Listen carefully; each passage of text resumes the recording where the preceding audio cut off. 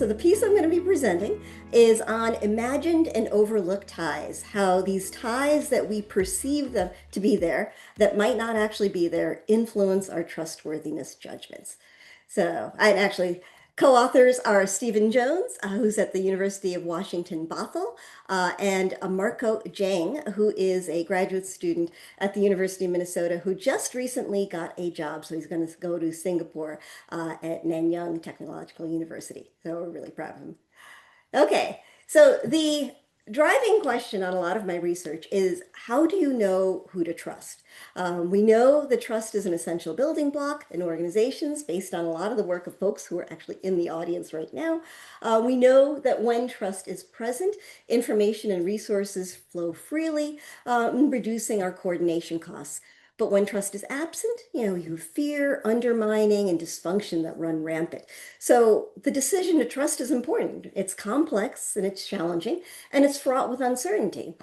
So as a network researcher, this is when you would rely on your social networks to get a better understanding of what's going out there to figure out who it is that you would trust. And this leads us to kind of the star of our paper, who is Anna Sorkin or Anna Delvey, depending on what name she goes by. She's also in the Netflix documentary. So here is this young woman who plops herself in the middle of New York and she somehow weasels her way into New York's high society. But she has no ties and no trust fund to speak of. So from a network perspective, you would expect people would trust others because of the ties and the connections they have. So how is she able to garner the trust of New York's elite? So she's able to earn their trust. They bring her into their homes, they pay for her lavish vacations, take her on their flights, and she's able to do all of this by exploiting the fact that we actually inaccurately perceive the networks around us. In fact, we're terribly wrong sometimes. We imagine ties that don't exist, and we overlook actual ties that do exist. The important thing here is, regardless of what our perceptions are, whether accurate or not, these perceptions actually influence who we trust, which is what we're going to be arguing in this paper. So this creates a puzzle for trust development, especially from the network side, because what we know from social networks is our social networks, inform us about who to trust. We're embedded in these webs of relationships, and these relationships provide us with information. They allow information to flow through third-party ways, and they also constrain the behavior that we have. So they direct our behavior in certain ways. But all of this assumes that these ties are real. And in Sorkin's case, she has no real ties, just like she doesn't have the trust fund. So how does she get so many people to trust her using these fictitious ties? And that's kind of the central question in our paper. So what we find is that there are two mechanisms by which we trust people. There are the traditional structural mechanisms, where we would look to the trustees' network, look at the network ties that they have, and this would convey information to us. So either our third parties would convey information about the trustees, so there would be like Ron Burt's work, who's in the audience there, about gossip networks, would tell us about what's going on with the trustee and whether they're worthy of our trust or not. Or it would be more of like the Semelian ties, where you have these third-party ties that actually constrain your behavior because you're acting in a certain way. If you act untrustworthy, there are others that are able to see your behaviors and actions, and they're monitoring your behavior, and they could sanction your behavior. So trusts, these networks are in effect acting as pipes where they're passing information, and they're passing along normative expectations of how an individual should behave. So that's our structural mechanism. Then there's the perceptual mechanism. That's the network agency perspective by Kilduff and Tasali. Here, these folks are saying that, yes, they're networks, they're there, they can constrain our behavior, But individuals do actually have volition within the network. They have volition in terms of how they enact the network, and they have volition in terms of how they perceive the network ties around them. And that's what we're really going to focus on. And again, we mentioned that there's a wide array of differences in how people perceive the networks. So what's driving some of their perceptions? Well, it could be cognitive heuristics, simple shortcuts that they take where they perceive their networks to be in a certain way.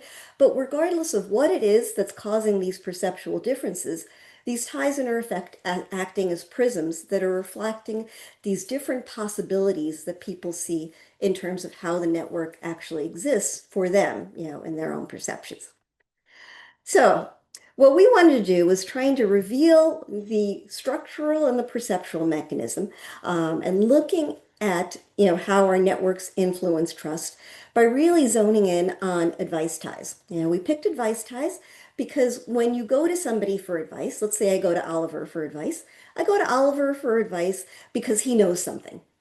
So he has some ability, some information that could be helpful for him.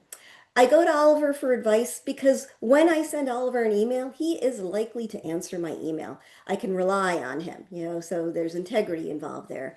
And then the third piece is when I ask him for something or go to him for advice, I can do so safely in the sense he's not going to make me feel like an idiot for not knowing something. So he has three different components of trustworthiness, in terms of what I'm looking for. He has knowledge or ability, he has integrity or dependability, and benevolence because he's, again, allowing me to feel safe by asking for something that I might not know. So we focus on these advice ties. We specifically focus on advice centrality. So do we think the trustee or the alter is central in the advice network? Now, if the trustee is central in the advice network for all those reasons that I mentioned, that I might go to Oliver for advice, if a lot of us go to Oliver for advice, then that would amp up his level of trustworthiness because many of us are thinking that he has ability, he's dependable, and he is making us feel psychologically safe when we ask for information. So the higher we perceive somebody's centrality, particularly in the advice network, the more likely we are to think that they are trustworthy. Okay. Now, we use a cognitive social structure perspective or CSS perspective. And what this does is it helps us see what the actual network is. And then we compare it to what people's perceived networks are in terms of what their advice giving network is. So what you have here in the shaded column or shaded box is you have what the actual network is in a small team. Right over here, you have A and A's perception of the network. So A sees their own ties, but is oblivious to the other ties that are out there. So A is overlooking a few ties. Over here, we have C, and C is seeing ties all over the place. So I think everybody in their small group is connected to each other. So they're imagining a whole bunch of ties. And then we have E over here who happens to be accurate about what their network actually looks like. So again, people can range from overlooking a lot of ties, imagining ties, and then some people are actually accurate. So what we're interested in is how does this overlooking of ties and imagining ties actually influence A and C's perceptions of trustworthiness? Right. So the neat thing is when you're looking at actual versus perceived ties, you can create this nice 2 by 2 where you're able to tease out the structural and the perceived mechanism. So here you have the actual ties, or actual centrality. You have, whether it exists or not. And then the perception of the ties, whether it exists or not. This is a similar 2 by 2 that is used by actually Byron and Landis, who also look at overlooked and imagined ties. But they're looking at it in terms of the metacognition that a trustor would have about their ties with somebody else, so a dyadic tie with somebody else. What we're interested in looking at it is more from what Alessandro Iorio does in terms of looking at what you think somebody's network looks like. So what do you think the trustee's network looks like? Okay, so here, the two quadrants over here were absent ties. Here, there are no ties and you don't perceive the ties to be there. Here, there are ties and you recognize the ties that are there. These two quadrants aren't that interesting. In these two quadrants, the perceptual mechanism, the structural mechanism coexist. So you can't separate them out. What is interesting is when you look at overlook ties. In overlook ties, there are actual ties. So the trustee is actually central in the network, but the trustor does not perceive there to be any ties. So the only reason the trustor would be trusting that particular trustee would be because of the network factors. There's something going on in the social structure that's causing the trustor to realize that the trustee is somehow central, even though they don't perceive the ties to be there. So all of that mechanism will be structural. So we're able to isolate the structural mechanism. In this quadrant over here, there are no ties, but the trustee perceives there to be ties. So there's no structural reason that you would trust somebody. There are no third-party mechanisms that would constrain or monitor somebody's behavior in here. Everything is absolutely perceptual. So in this quadrant, we're able to isolate the perceptual mechanism. And these are the two things that we want to look at. How do what happens when you isolate the structural mechanism from the perceptual mechanism? Great. Let me Yes, interrupt you real quick. of 30 course. minutes in. It's about time we have a question in the chat Uh-huh. about this whole perception thing. Um, Monimal asks, wonder how you dive further given social networks' pervasiveness. With perception possibly being an anecdote to continue trusting someone, and what are the underpinning theories driving trustworthiness? Have Oh, any okay. reason? So I think what that question is getting at is more of the spiraling that might go on. That you would think that if you imagine ties, let's say, at some point, you would recognize that no ties actually exist. Right. I, and then maybe, as that recognition comes out, you would trust at this, level that you should based on the structural components there. But what we know is we are remarkably good at fooling ourselves. So not only do we imagine ties, but there's a whole host of biases that come in place, primarily a confirmation trap, where, especially in Sorkin's case, she has no ties, you're imagining them, but then you are, bestowing a whole bunch of virtues related to trust upon her. That's making you trust her even more, and making it much more difficult for you to realize that you made a mistake, which we don't like admitting. So I think that's, what's going on. So we don't actually look at the spirals because we don't have that, we only have data over, I think, 2 or 3 periods of time in one study. One study is just cross-sectional. But those are interesting things to look at in terms of does information update your belief system? But maybe a quick follow-up question to that. Would you say that network-based trust is particularly important at the beginning of a relationship? And once you have a dyadic relationship and a personal thing going on, it becomes relatively less important over time? Okay, that's a good question. So it could be that the initial trust is because you know their eyes on the relationship. you know and then as soon as so you might take that leap of faith and realize, hey, I can trust you, not because you, Oliver, are trustworthy, but because there are people in this audience that I trust that also know you.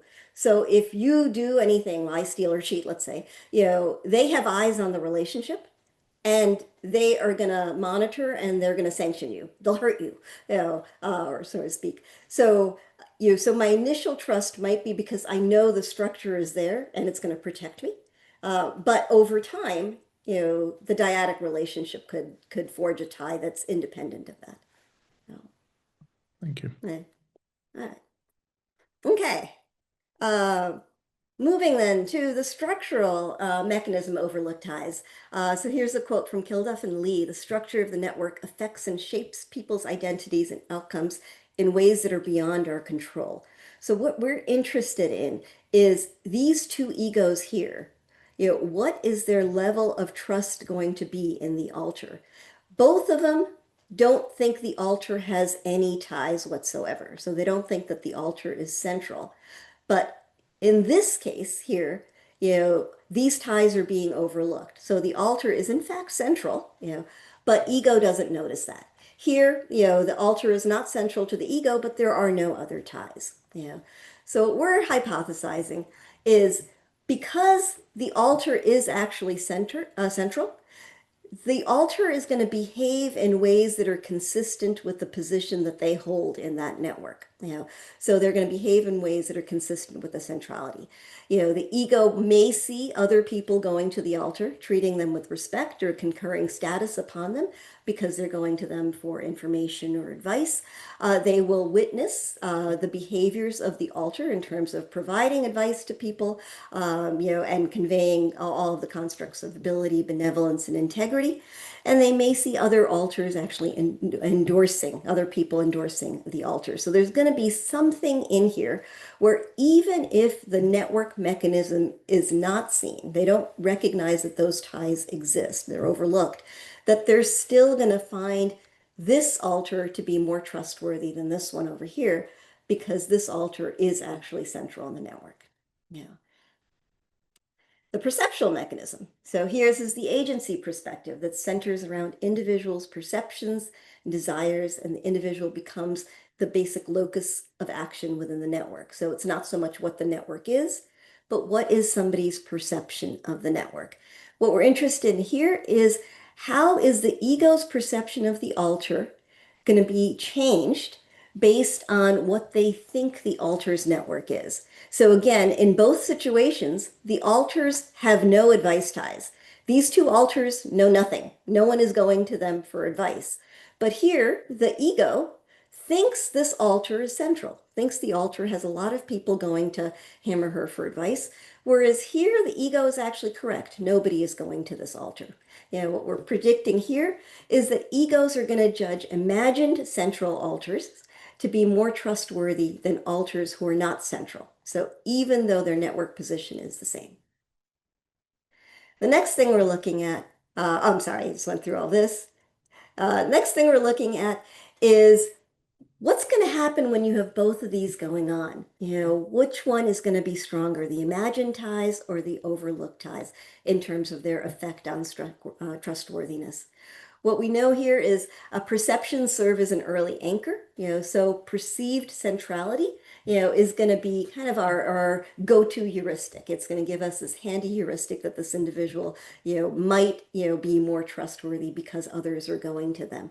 Whereas structural mechanisms require just more cognitive, a laborious process in understanding what the structure is, getting a sense of who is connected to whom before figuring out who to trust. So we think, it's going to be more of a quick judgment. It's more perceptual as opposed to structural. So the effect of imagined ties, imagining somebody to be central, is going to impact trustworthiness judgments more so than the effect of overlooked ties.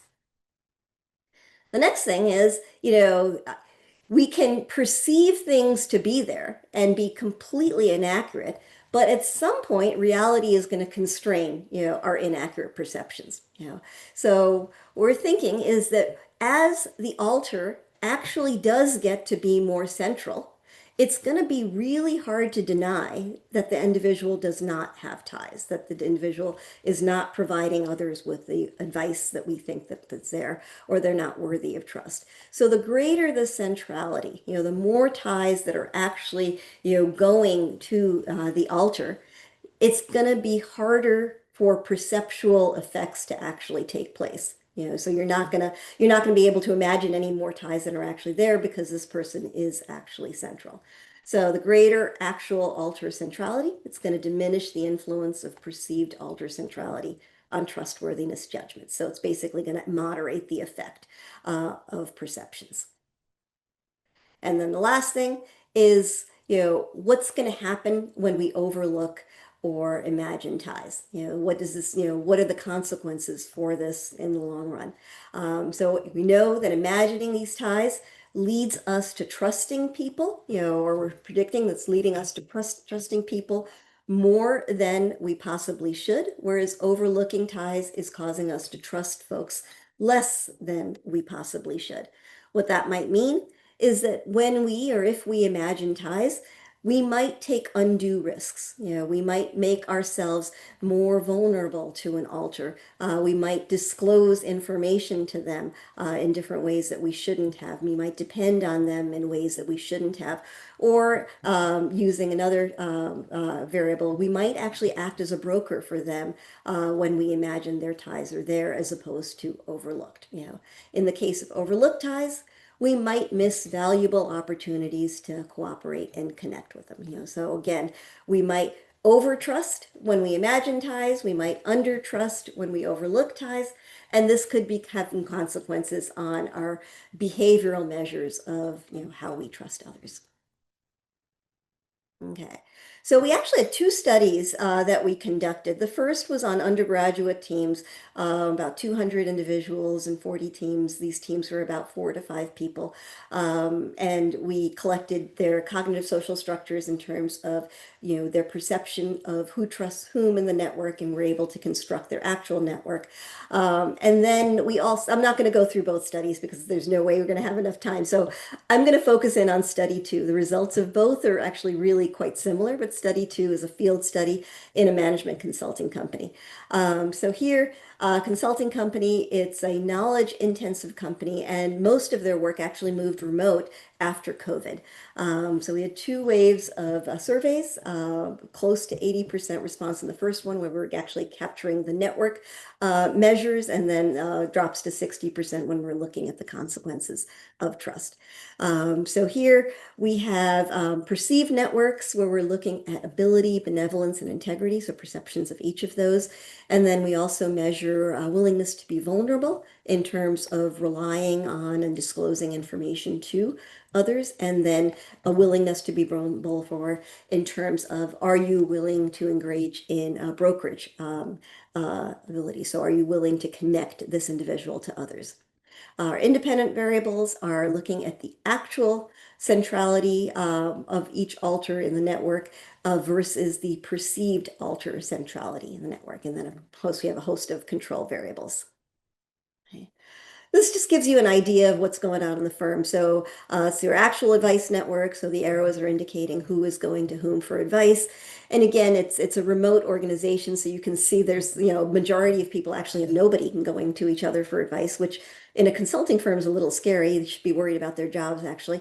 But, when they do have advice ties, for the most part, it's just, 1 or 2. And then there are a few people who are highly, highly central within the organization. So it just gives you an idea of what the organization looks like. Okay. Here, um, this was a little different than study one. Here, most of the ties were either accurately seen as absent or recognized, but we do have a whole host, about 500 ties here that are imagined, and about 1,000 that are overlooked. And this is what we're going to be focusing on. It was a lot more in the smaller groups where they actually had, more in-person interactions. We had about 22% of those ties were imagined in that case. Okay. And our results.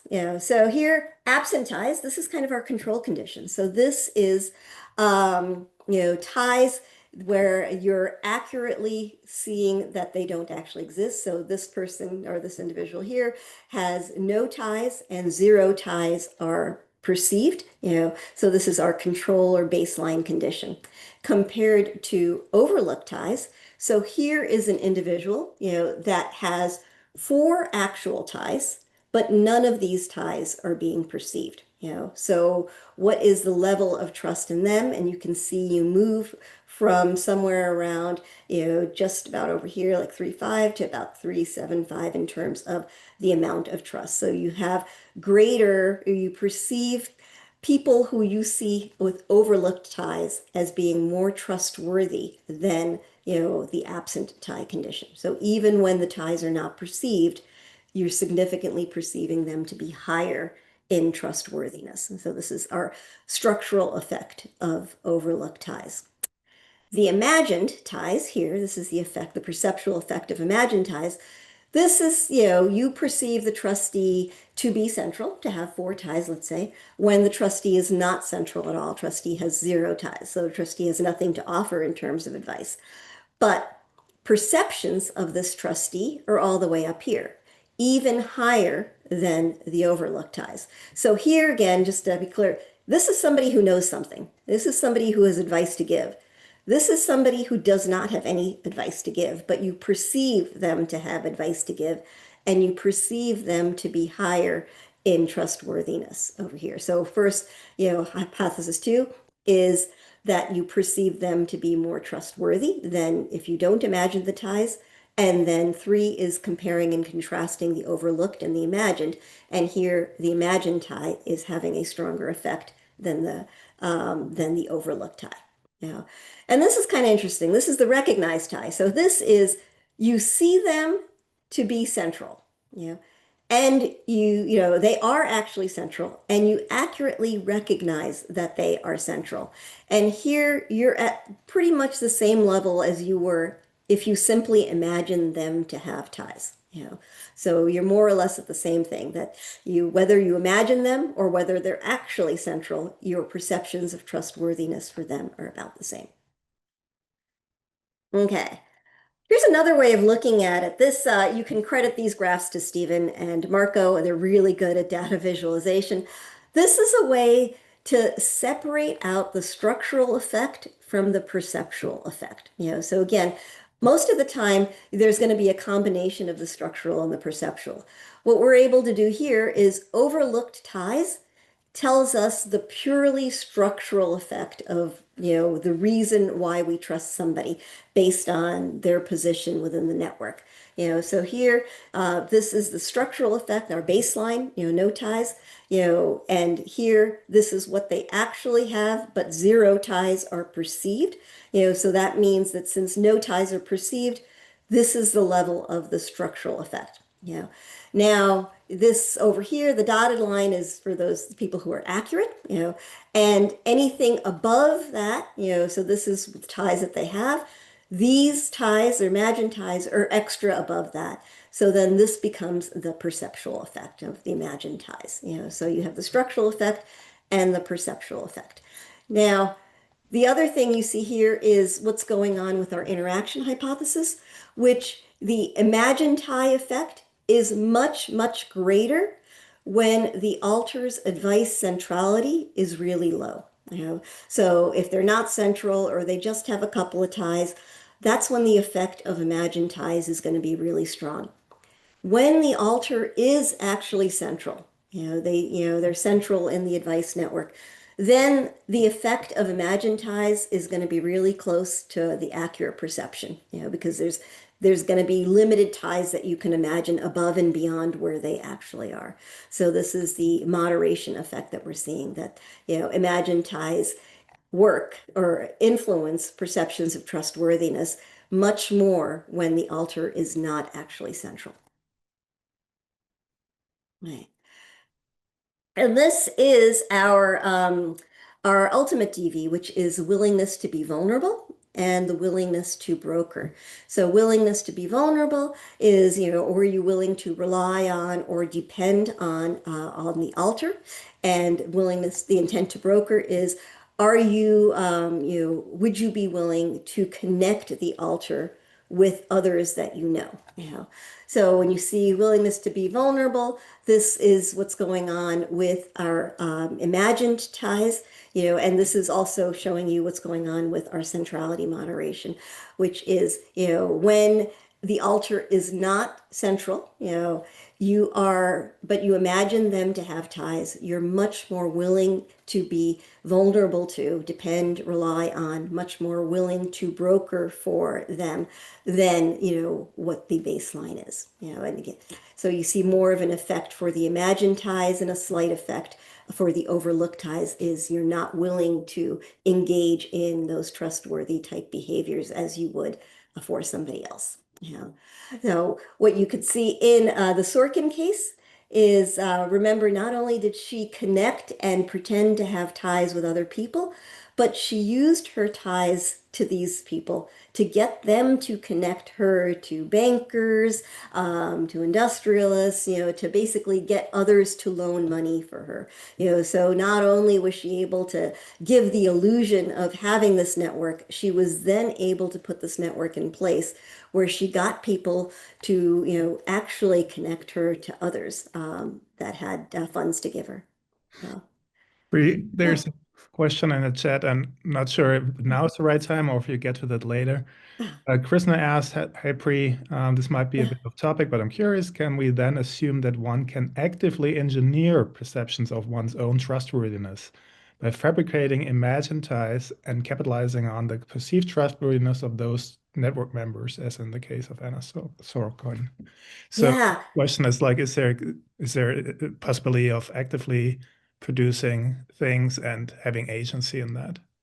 So, and it's actually scary when you start thinking about it, because it's not hypothetical. I mean, certainly she did it. Others have done it. Elizabeth Holmes Theranos is another great example of how she fabricated ties. In this case, not necessarily to people, although she did that too, but her ties to Pfizer. She pretended to have ties to Pfizer, pretended that her product was far more successful than it was, and got other people to invest money in Theranos. So people do this. What we're suggesting is so it can be done. It has been done. Lots of examples of it.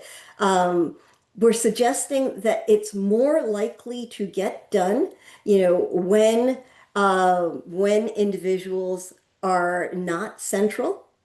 So if you are central, you're less likely to imagine the ties. I think also, although we don't test it here, because we only have two settings and two networks, it's more likely to happen in networks that are sparsely connected than those that are densely connected. In densely connected networks, I think you have more eyes on the relationship. You have more people in effect are going to be central in effect. So, but in sparsely connected networks, I think people would have an opportunity to maneuver and manipulate, in effect, the network position that they have. Uh, there are good examples of this, though. So, the founder of Spanx, I think Sarah Blakely, she also did something like this. So Spanx, for those of you guys don't know, they're basically like girdles, that are like, kind of, now, it's basically a product that kind of keeps all your fat in place. So it's a very popular product, but it wasn't when it first started. And in the very beginning, she was basically a one woman show. So she was everything. She was creating this, she was distributing it, she was going out and selling it, and she would do things like getting her friends to purchase the product when it landed in Nordstrom's to make it look scarce. She would do things like when she got an opportunity to be on Oprah's Best Things or Favorite Things. Oprah's team wanted to film her, but they wanted to film her and her team at work. She had no team, it was just her. So she had to call people over to create a team, to create this network that existed around her. She basically called her person at mailboxes, etc., that she knew and a few of her friends to create this team.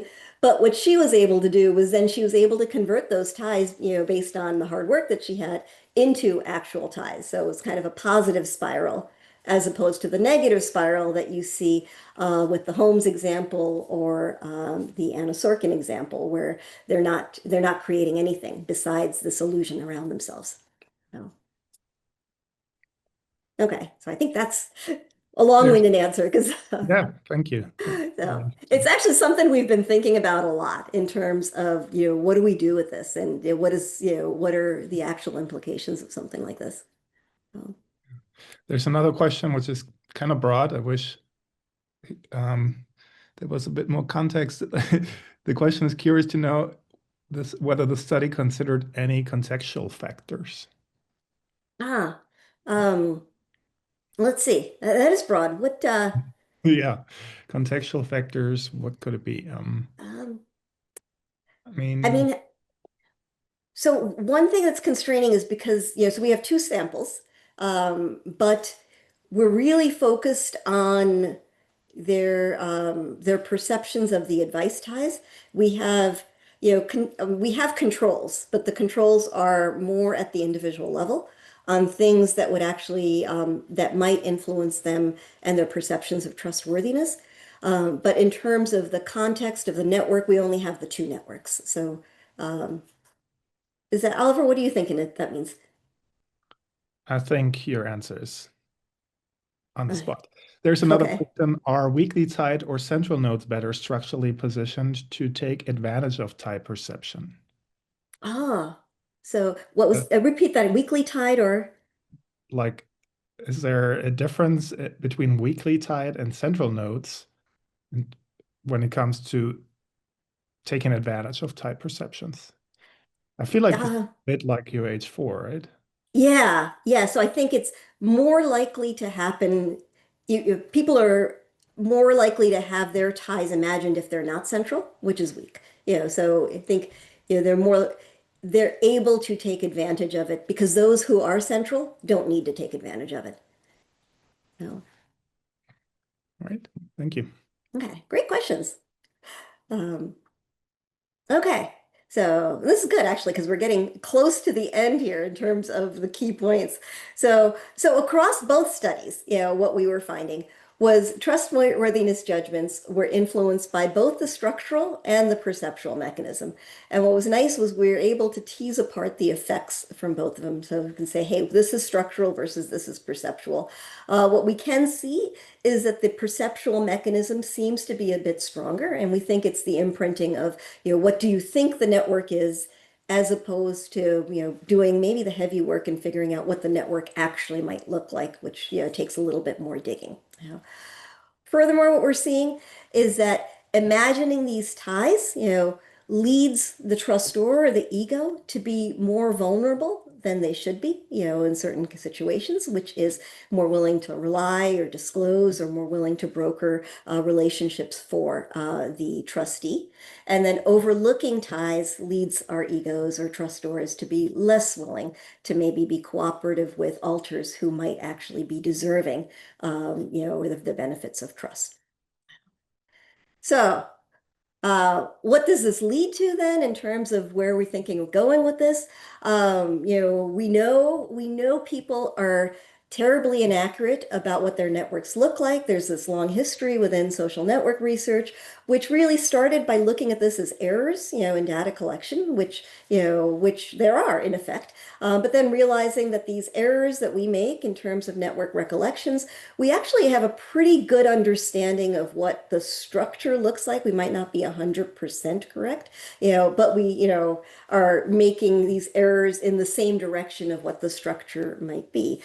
What we're saying is something different. We're saying, hey, we're not interested in whether people are accurate or not. We actually are more interested in when they're not accurate. So for us, the errors in recollections is what's really interesting because these errors is actually what's influencing whether people are trusting or not. So understanding what these, cognitive errors are and how people are, construing their network to imagine or overlooking ties is important.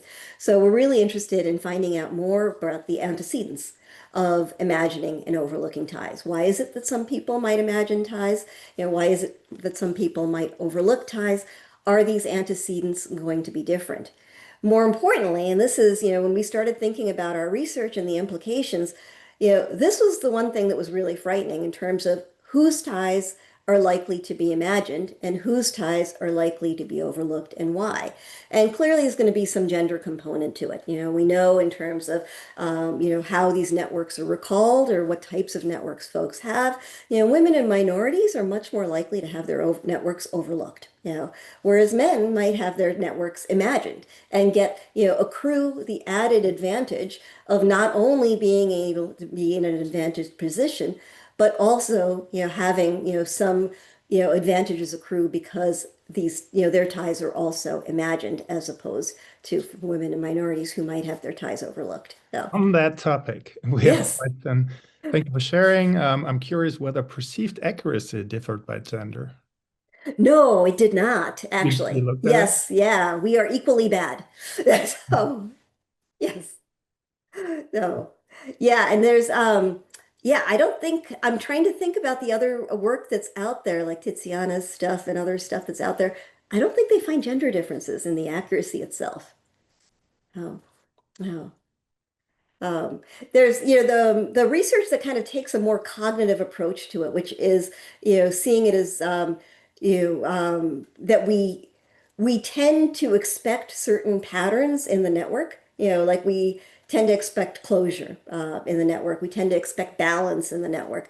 And when we don't see that, we just put the ties in there to create the network structure that we're expecting, as opposed to the one that we actually see. And that doesn't differ by gender. No. Okay, so whose ties are likely to be imagined and overlooked? I think there's going to be a lot going on in terms of looking at that and why. And then, of course, there's consequences of imagining and overlooking ties. Alessandra has this really cool ASQ piece, which suggests that, if you are a broker and people don't realize that you're a broker, if people overlook, in effect, that you're in fact a broker, you have advantages because people trust you more, since we don't tend to trust brokers since they're straddling two different groups. So overlooking, or his broker in disguise, is more likely to be trusted than somebody who is imagined to be a broker, and is not actually a broker. So there's a lot of neat things that can be looked at and already have been looked at in that respect. And then this last question actually gets to the earlier question that we had, which is, could imagined and overlooked ties be part of a strategic choice instead of a cognitive error? So can people manufacture situations where, they can get others to imagine that they have ties? Can they behave in ways where it looks like they are more central than they actually are? And can it be beneficial in some ways? And I think absolutely I think folks, we clearly have examples of folks that actually do it. But I think people can actually do it for benevolent reasons as opposed to the malevolent reasons that I've kind of used as my examples.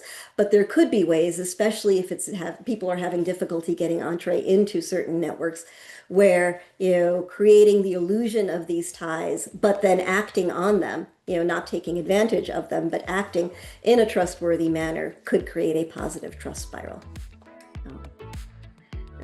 Okay, and with that, that's actually all I have.